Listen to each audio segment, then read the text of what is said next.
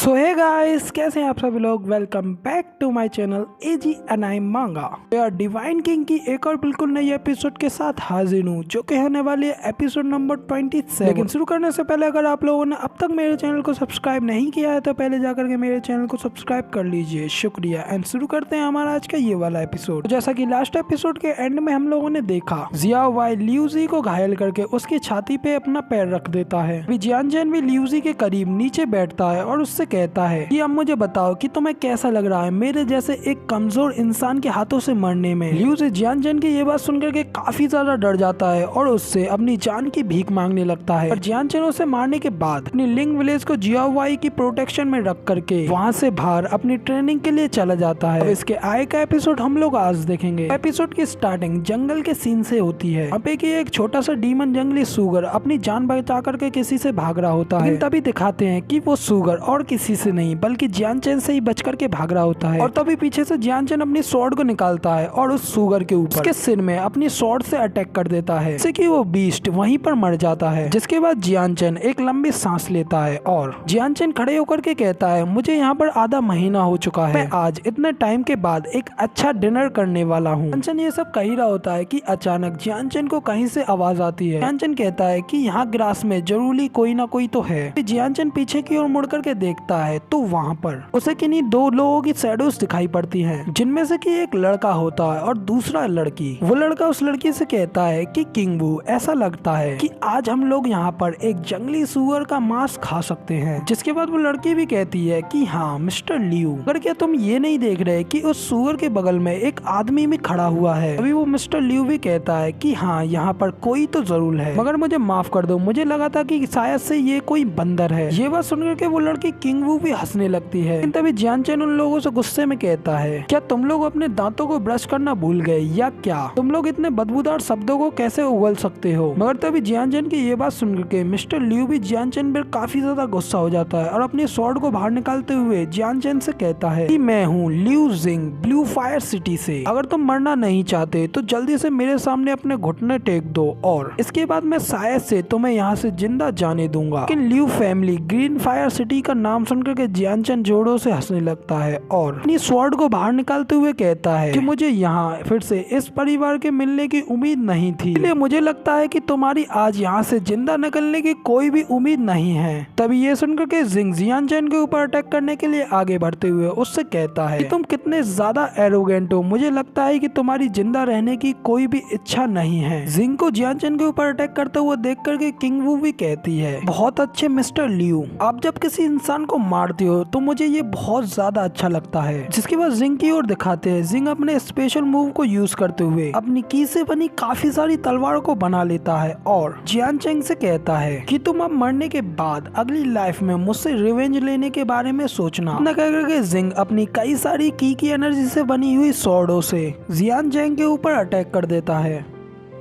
जिसे कि पहले जियानचैन थोड़ा सा देख तभी अपना पैर जमीन में मारता है, जिससे कि जमीन में एक जोरदार इम्पैक्ट बनता है और उससे काफी सारी गोल्डन कलर की वेव्स निकलती हैं और उन वेव्स की वजह से जिंग की सारी स्वॉर्ड डिस्ट्रॉय हो जाती हैं। जिसे देख जिंग काफी ज्यादा हैरान होता है और कहता है कि ये बिल्कुल इम्पॉसिबल है, मेरा स्वॉर्ड एनर्जी नेट का अटैक इसने इतनी आसानी से बेकार कर दिया। तो दूसरी ओर जियानचैन जल्दी से ऊपर की ओर एक जंप लगाता है और लियू जिंग से भी ऊपर जाकर के उसके मुंह पर एक जबरदस्त किक मारता है, जिससे कि जिंग के मुंह से खून निकलता है। साथ ही जिंग एक दूर खड़े पेड़ से जाकर के टकराता है, जिससे कि वो पेड़ भी टूट जाता है। तभी जियानचैन नीचे जमीन पर उतरता है और जियानचैन जिंग से कहता है, क्या तुम्हें अभी भी याद है अभी थोड़ी देर पहले तुमने मुझे मारने के बारे में कुछ कहा था? इधर घायल हुआ जिंग जैसे तैसे बैठता है और जियानचैन से पूछता है, आखिर तुम मुझे कैसे हरा सकते हो? मैं ऑलरेडी 9th ग्रेड के जेन्युइन रिल्म में हूँ और जबकि यहाँ पे तुम। जिंग इतना कहता ही है कि तभी जियानचैन पलक झपकते ही जिंग के काफी ज्यादा करीब खड़ा हो जाता है और अपनी स्वॉर्ड से जिंग के ऊपर अटैक करते हुए उससे कहता है कि अपने सारे क्वेश्चन तुम अपनी नेक्स्ट लाइफ में करना। इतना कहते ही जियानचैन जल्दी से जिंग का गला काट डालता है, जिसकी वजह से जिंग काफी तड़पने लगता है और कहता है, तुमने ये सब करने की हिम्मत कैसे की? क्या तुम्हें ये नहीं पता है कि मैं लियू फैमिली से हूँ? इतना कहते ही जिंग की आंखें बंद होने लगती हैं और वहीं पर जिंग मारा जाता है, जबकि वहीं पे खड़ा जियानचैन जिंग को ही देख रहा होता है और फिर वहीं पीछे खड़ी किंग यू जियानचेन से कहती है कि तुमने आखिर लिू जिंग को मारने की हिम्मत कैसे की? क्या तुम्हें ये नहीं पता था कि वो ब्लू फायर सिटी के लिू फैमिली का एक मेंबर था और उसके फादर यहाँ कहीं दूर नहीं है? मगर ये सुनकर के जियानचेन जल्दी से किंग यू की ओर घूर करके देखता है और किंग यू से कहता है कि अभी बस थोड़ी देर पहले तुमने कहा था कि तुम्हें लिू जिंग को किसी इंसान को मारते हुए देखना काफी ज्यादा पसंद है। जियानचेन की ये बात सुनकर के किंग यू की आंखें तो भाई फटी की फटी रह जाती हैं और वो जियानचेन से डरते हुए पीछे की ओर हटने लगती है। कि दूसरी ओर जियानचेन किंग यू की ओर अपनी स्वॉर्ड लेकर के आगे की ओर बढ़ता है और उससे कहता है कि मैं इस सब के लिए काफी ज्यादा क्यूरियस हूँ। जब मैं तुम्हें भी मारूंगा क्या तुम इस चीज को भी काफी ज्यादा पसंद करोगी?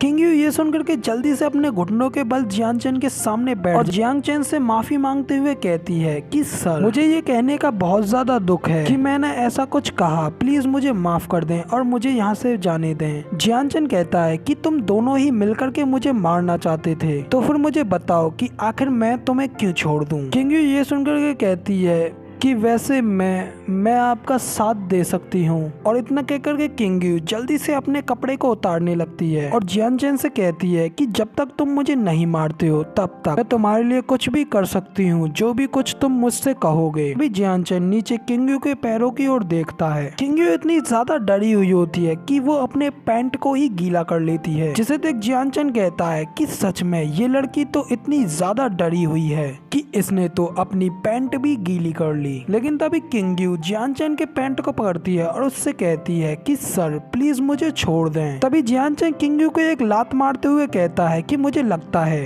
कि तुम एक बहुत ज्यादा डिस्गस्टिंग लड़की हो, अब जल्दी से यहाँ से निकल जाओ। इतना कहकर के जियानचेन तभी अपने कपड़ों को साफ करता है और अपने हाथों को भी साफ करते हुए कहता है कि इस डिस्गस्टिंग वुमेन ने मेरी भूख को भी बर्बाद कर दिया है।